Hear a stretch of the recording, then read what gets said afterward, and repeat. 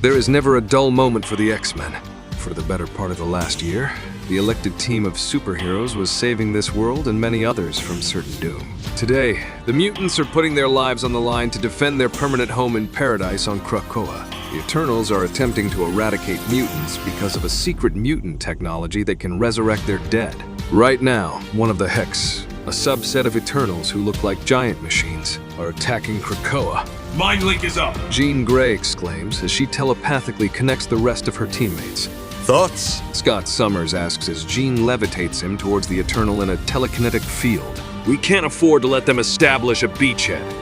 I don't want to find out the hard way that we can't resurrect the island. Ilyana Rasputin, also known as Magik, remarks, as she uses her stepping discs to move closer to the Eternal. Agreed all around. Cyclops declares, before asking Forge if he plans on suiting up for this one. What can I say, Cyclops? I like to make an entrance. Forge responds as he reclines on a lounge chair on one of Krakoa's beaches, while a large weapon can be seen at his side. You can't rush greatness. Forge adds as he pours a liquid into the strange weapon, which is a combination of machinery and fleshy tissue. She's locked and loaded. Stand clear. Forge reports as he fires the weapon, which makes a loud booming noise and causes Forge to stumble backwards. Woof. I have to do something about a report. Forge utters, while the weapon's blast strikes the Eternal. What exactly did we just do? Cyclops asks as he and Jean hover around the Eternal.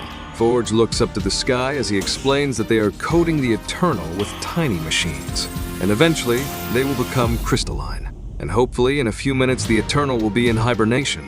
One down and a boatload more to go. Forge. Iceman calls out as he and Synch, who joins up with Iceman's powers, blast the large Eternal, who resembles a large white-winged beast with ice. Forge bangs on the weapon and reports that he is out of magic bullets, as nanites don't grow on trees. At least not yet. He is working on it. Jean looks out to the ocean, where more of the large Eternals can be seen approaching the island. We need to stem the flow of Eternals before they make landfall. Jean exclaims before telepathically contacting me. I hear you, Jean Grey. I forget how powerful you are to summon me into your mind, I remarked, before admitting that we Eternals have overlooked mutantdom. Jean tells me we must stop this mad war. As we connect on the Psi plane, I informed her that the Hex are powerful Eternals, deployed from the armories of our people through subspace connections. Kill them, and they will only return. It's their supply routes you must strike. I explained, adding that there is an armory beneath the Earth's crust, and that closest access would be at the bottom of the Pacific, but that there are two problems. Firstly, their present power source is the arsenal of Uranos, protected by the endless weapons and machines he stores therein. It may be a suicide mission for any who attempt it. Secondly, non-Eternals cannot access the vault, but I think I'll be able to help punch you in. I instructed Jean to be ready and tell her that I will call out to her when it is time to breach. She then thanked me. But I tell Jean that there is one more thing. I warned her, kill no Eternals. Jean glances back at me. We'll always do our best. Jean begins, before I glared at her and declared that if the X-Men kill Eternals, I will not help them. Another of the Eternals from the Hex has arrived at Krakoa. Cyclops fires an optic blast at the Eternal, assisted by Synch as he announces that he and Jean will hang back with the Avengers and play goalie on Krakoa. The rest of you get in position to breach and cut the fuel lines for the Hex. Jean commands as she extends a telekinetic force field between herself and several other mutants. I think a change of scale is appropriate. Iceman shouts as he increases the mass of his body, becoming a towering version of himself large enough to go head-to-head with the Hex Eternal. And stay the hell off my island. Iceman declares as he punches the Eternal, knocking it backwards. Magik remarks that she will need to know where to teleport them to, while Synch reports that he has synced to Forge and that they have been noodling on that. Forge suggests to Iceman that he take them down, and that as soon as they get close, Synch can use Jean's powers to get a picture of the inside. He drops that into your mind and... Forge starts to say, to which Magik grins and declares, Then I kick the doors off their hinges. Take us down, Bobby. Iceman suddenly dives down into the depths of the waters around Krakoa. Hold on, folks. He tells his teammates, who he has encased in an ice sphere. This is your captain speaking. Brace for turbulence. We've got one giant Eternal in pursuit.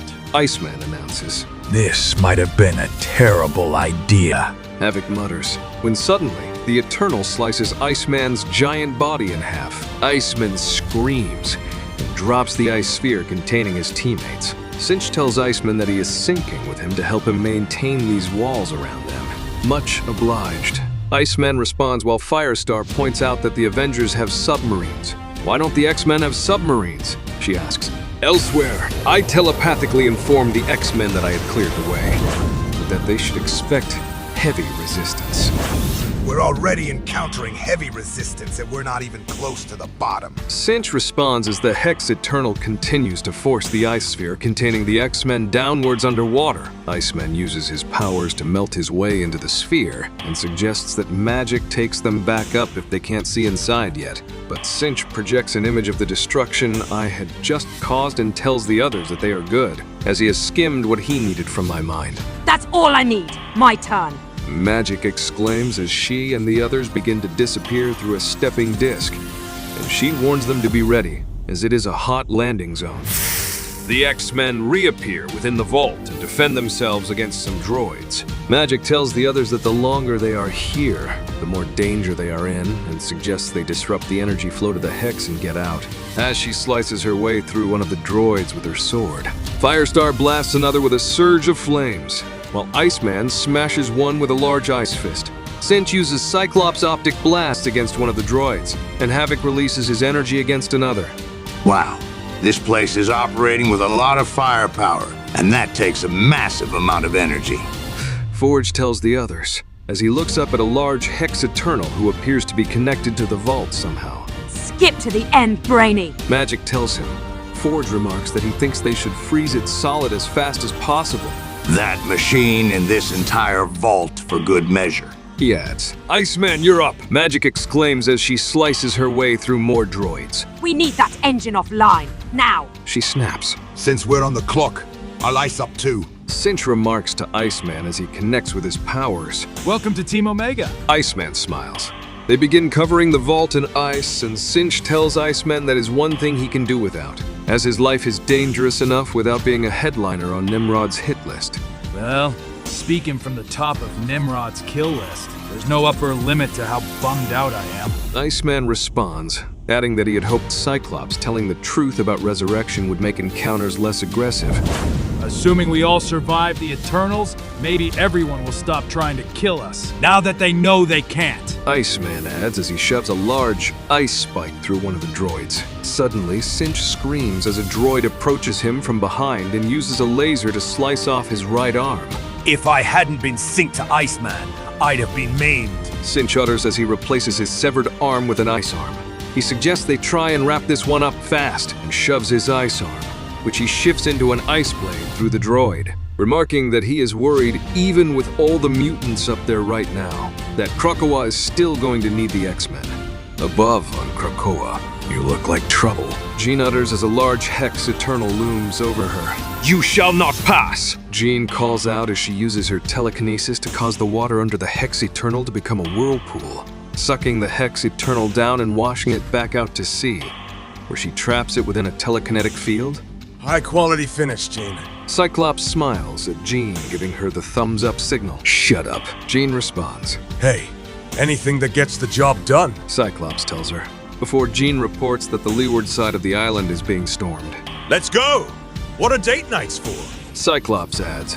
Jean telepathically contacts Magik and asks her how things are going. We need a couple more minutes, Jean. Magik responds as the mission within the Eternals vault continues. Magik then suggests to Firestar that she slag some of Iceman's ice, steam up the place for some cover. Let's try to be less sitting ducky. Magik jokes as Forge fires a gun at another droid nearby. Got it.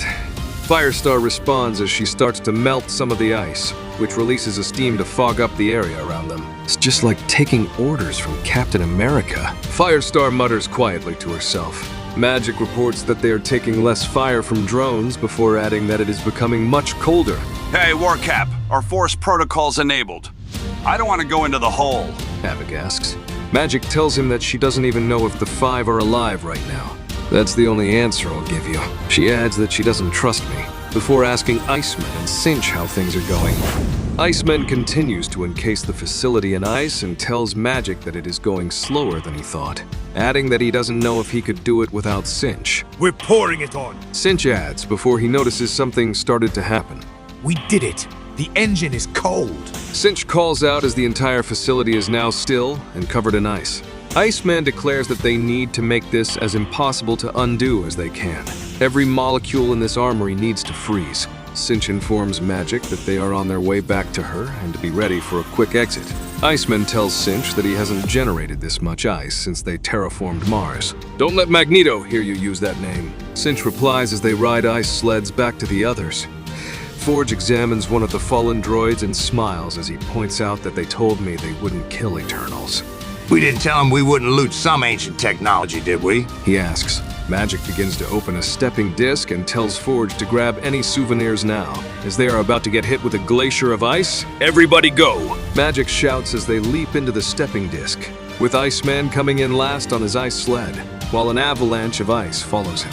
Next stop, Limbo. Then Krakoa! Magik exclaims as the X-Men drop through the stepping disc and land back on Krakoa. Well, the island still stands. Forge points out, before looking out to the ocean and sees that the Hex Eternals are just leaving. Maybe we hurt them more than we thought. He asks, but Magik thinks something is wrong. Synch, Firestar, and Iceman embrace and smile, while Havok asks Magik why something always has to be wrong. We just survived a giant monster attack. Let's go see if the blob is still alive and the Green Lagoon is still standing. Magik scowls at Havok and asks him if he is kidding. I just said maybe the 5 are dead and you want to go to the bar. She snaps.